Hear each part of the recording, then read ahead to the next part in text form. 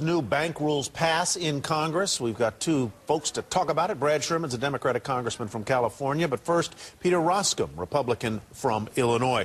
You heard what Mr. Zuckerman just said there, the substitution of politics for policy in specific reference to the banks. Will anything like what the president proposed make its way through Congress, Mr. Roskam? Well, I think you got to put this in a larger context, and this is a Congress and this is an administration.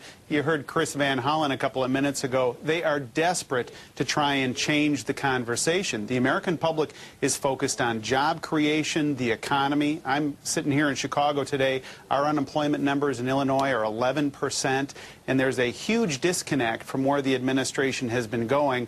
And now the president finds a populist issue that he can sink his teeth into. But will it pass? Well, I think they can pass just about anything they want out of the House of Representatives, but the question remains, what is the Senate going to do? And it's had a real restraining influence on the president's agenda over the past couple of months. And Congressman Brad Sherman, what is your perspective on the proposed legislation? Legislative proposal yet. I like the president's rhetoric. It's similar to what I've been saying for a long time. Too big to fail is too big to exist. We can't have major institutions that have this implicit federal guarantee and are able to get capital at lower cost because they're able to tell investors, look, if we can't pay you back, Uncle Sam will. We instead need to have smaller institutions, 50 or 100 billion, 150 billion dollar cap. That's certainly not too small to run a real capitalist economy instead of the socialism for the rich that has been practiced up until now. How do you react, Mr. Sherman, to Chairman Frank's remarks today about Freddie and Fannie, in which he basically, not completely different to things he said before, but he pushed the P down the path a little farther, that maybe Freddie and Fannie ought to go away? Well, the idea of having institutions that are both governmental institutions on the one hand and privately owned corporations on the other, I don't think worked very well. And I do think that there is a role for the federal government in keeping mortgage rates low, especially during this crisis. Because if home prices don't rebound or at least stabilize, we're in for another round of foreclosures and a real drag on the economy. Congressman Sherman, you know, the Democrats want now a new TARP tax on the biggest banks, even though a lot of those big banks paid back all of the TARP plus a profit plus interest, but we want to keep taxing them to pay back TARP. And now we want to ban them from proprietary trading when there's no evidence whatsoever that any prop trading led to the meltdown. Isn't this more about punishment and trying to make sure you guys don't lose control of the House in November? Well, the big banks now, the too big to fail, benefited continuously and even today from this implicit federal guarantee, a belief that they will be bailed out if they get into trouble, and that is giving them a lower cost of capital. It is not inappropriate to charge a fee on those who are getting that enormous benefit, but ultimately we need to break them up.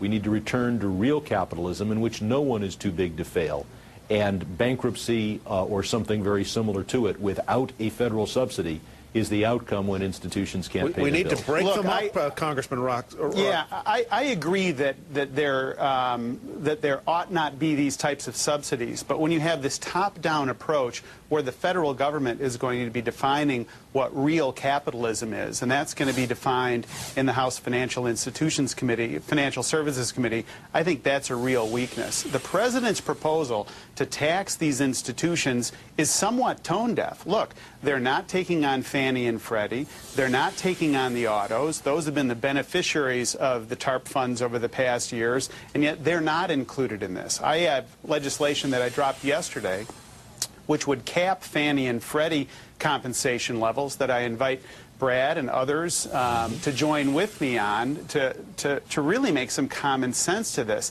But my hunch is, and the sense I'm getting in the political context, is that the administration is sort of going to the line of scrimmage and doing audible calls and chucking ideas out there, but really not following through with the legislative language.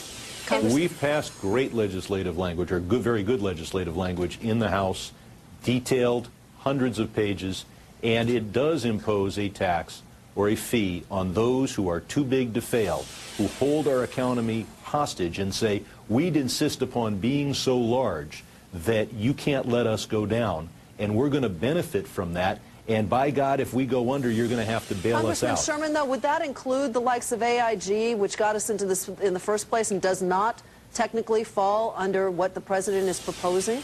I don't think the House bill certainly applies to AIG.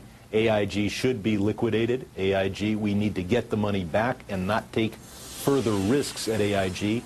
The compensation over there is outrageous and is consistent only with the idea that they want to keep staying at the casino, and so they need the best possible croupiers. That is an entity that should be liquidated to protect the taxpayer from further risk. And Congressman Roskam, what do you make of this proposal vis-a-vis AIG? Well, look, if the administration is trying to free up credit markets, like Secretary Geithner wrote last December that they needed to have the TARP authority extended, then let's do that. But the way you don't do that is to send a signal to the marketplace that you're going to have an arbitrary tax on folks that didn't even participate in TARP. That's where this administration, I think, is really, really tone deaf moving forward. Mr. Sherman, if you were in the Senate across the hill there, would you be voting for Chairman Bernanke? I haven't evaluated that precisely because I'm not in the Senate. I think it. You think he's done a good job? He has not done a populist job. He has done an intelligent, well-thought-out job of defending the existing institutions that have become too big to fail, and who insist upon holding us hostage by their very size and demanding an implicit federal guarantee. What is this? And it is sorry, not, and I disagree with my colleague. It is not. What is this holding hostage thing? You act like they have evil intent to fleece the economy. Yet if they do that, they hurt their own earnings. We need the banks to fuel business, to fuel growth, and to fuel job growth. We need the banks on our side, and you guys are beating them up. How can that help the recovery, sir? If these banks can be of smaller size, then we return to real capitalism. Don't you relegate them to mere punks on the world stage, and you let a Chinese bank, a French bank, a UK bank end up dominating the business instead of the U.S.? A $100 billion institution is hardly a punk, and when necessary, banks have done for centuries, put together syndicates to handle this or that transaction, so no one of them takes too large a risk. We do not need to have institutions that are greater than 1 or 2% of our GDP. And yes, they do hold us hostage by being that size. They're too big to fail, which means they're so big they take us down with them. Forgive me for interrupting. But the decision on who's big to fail, the decision on who's big to fail shouldn't be made by Nancy Pelosi and the Democratic leadership in the House of Representatives. That needs to be made in the marketplace. All right, it's a governmental decision whether to bail out.